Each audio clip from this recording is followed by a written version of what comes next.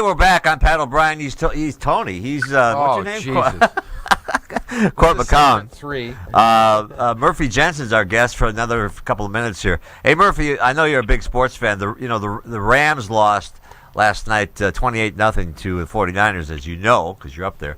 But here's the headline. Yep. The lead in the L.A. Times is, "We waited 22 years for this." Yeah.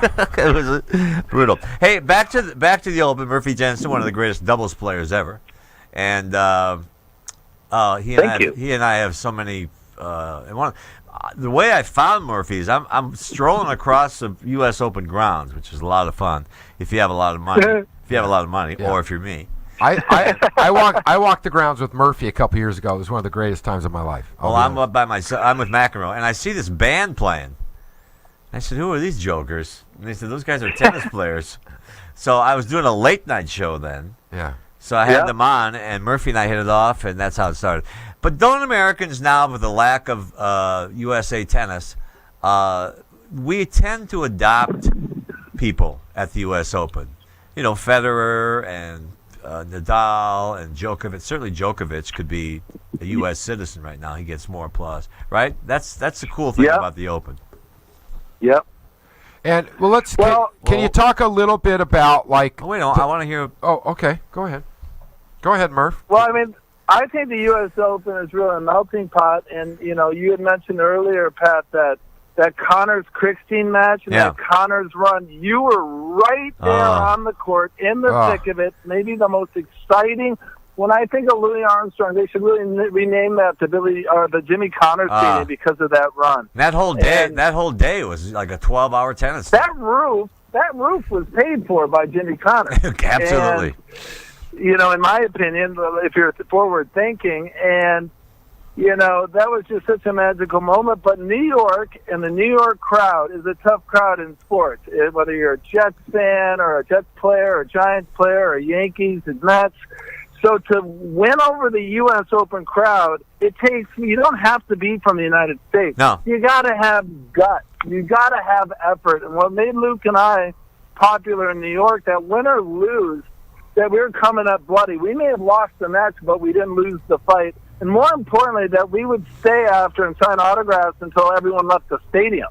And it was just really important to embrace the crowd. I remember playing on that grandstand. And right before second serve, big point, I was undefeated at night, and this joker from the top of the Armstrong Stadium screams down and says, "Murphy, your serve sucks." That's not really Wimbledon etiquette, But I would, being a little mental as I am, I took my second serve, and I have a choice. Do I serve the ball in the box and try to win the match, or do I rifle this thing in the direction of some a-hole's comment?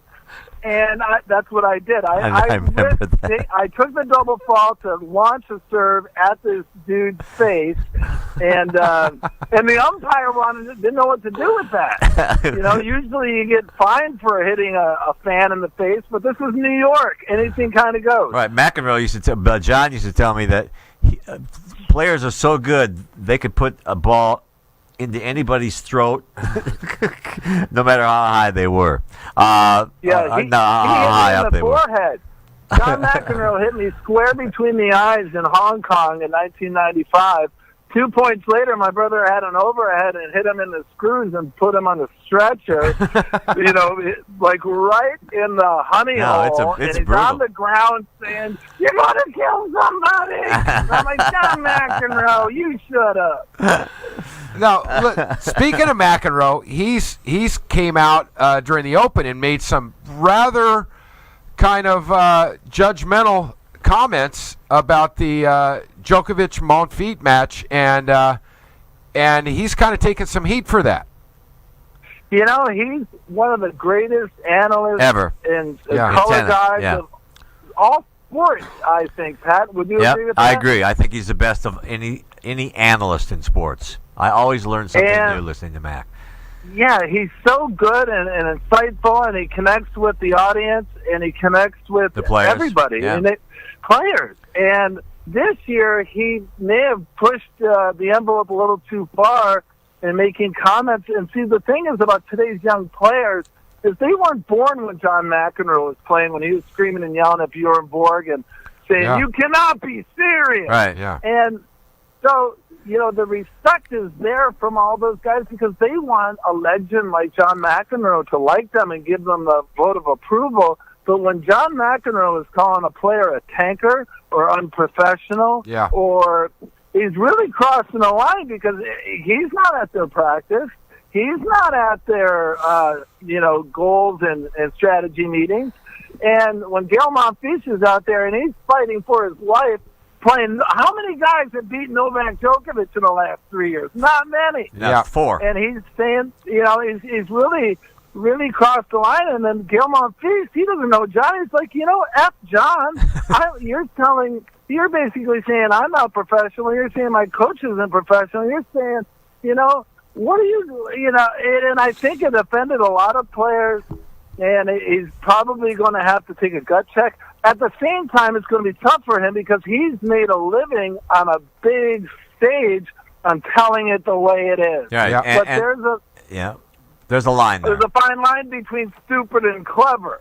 You can't, make fun of somebody, and, unless you're at the doctor's office seeing the guy's MRI, you can't say that guy tanked. Or you can't say, and I got called out on that once, because I did see a guy tank, and I called him on it, and the guy's packing his bags, and he came in the locker room and said, "Hey man," I go, "But did you tank?" And he said, "Yeah, I tanked." Well then, screw you.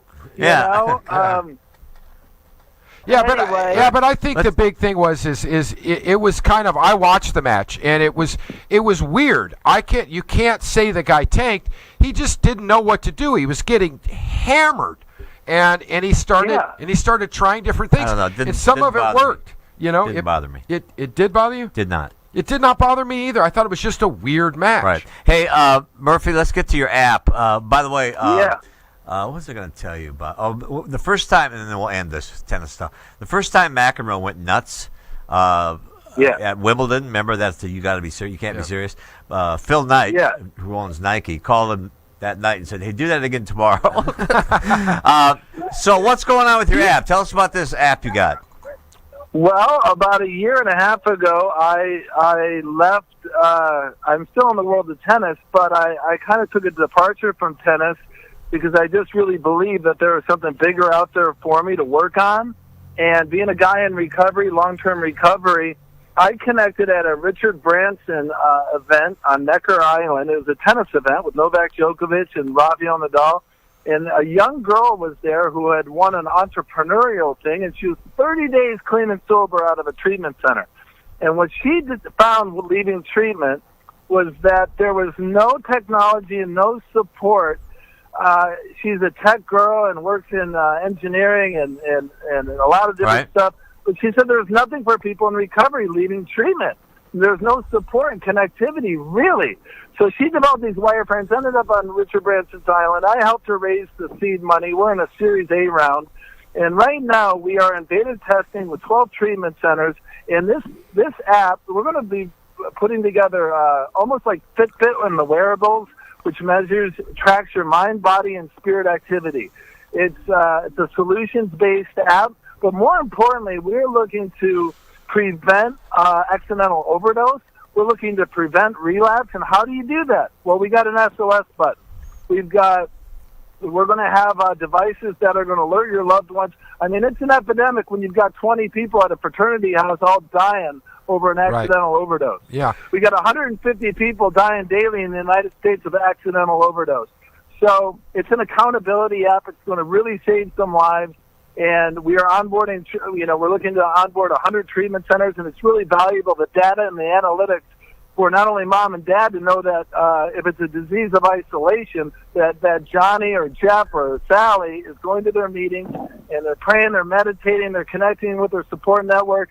Otherwise, they get notifications and they can reach out and stay connected. And I think it's going to It's going to help people. And I also think that one of the other side of that too is you've got people who are coming out of institutions, jails and stuff, or treatment centers, and there is no accountability. I mean, the old school way of taking a court card to a meeting, and if these people are actually attending these meetings or if they're not attending these meetings, this is making people accountable and being able. We have geofencing in the app and in the wearables that we're going to be designing that will tell the judge whether that person was at that meeting for 5 minutes or 5 hours. Exactly. And it'll also say, and it automatically checks you in. It automatically dials you in with your support. When I wake up, I hit my knees, I do my prayer, I do my meditation, I got my noon meeting. I'm covered. And I don't know about you guys, but I've never heard anyone relapse because they attended too many meetings or they overdid their practice. There's three. It's when they that's you got to do the work. We got to go, but there's. Got to do the work. Let me give you 3 examples of why it's great to be sober. Court McCowan, Murphy Jensen, and Pat O'Brien. It's a better life, folks. It's a better life, and Murphy's out there to make this better, and we'll follow up on that. Get you on Business Rockstars. And Murphy, I love you, man. I love you.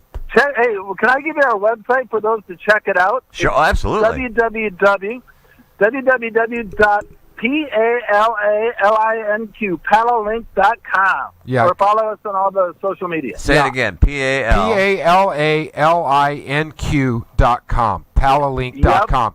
I checked it out. It's really cool. I wish you all the best. I know it's going to be hugely successful, and I expect that you and I will do a lot of plane rides together in that new jet of yours. And by the way, well, thank you, Court. And by the way, once again, I'm going to make you rich. I love you, Pat O'Brien. I mean, that's it. Once again. Hey, Murphy, I love you too. Have a safe. God bless you. Have a safe trip. Okay. All right, I'm coming to LA tomorrow night. All right, call me. Murph. There he goes. Bye, guys. Murphy Jensen did a lot for tennis, did a lot for humanity, and just a great guy. He's one of my favorite people in the world. He really is. He's funny. He's good looking. He's cool. He's awesome. Are we jealous of him? I'm a little. Yeah, me too. Back in a minute.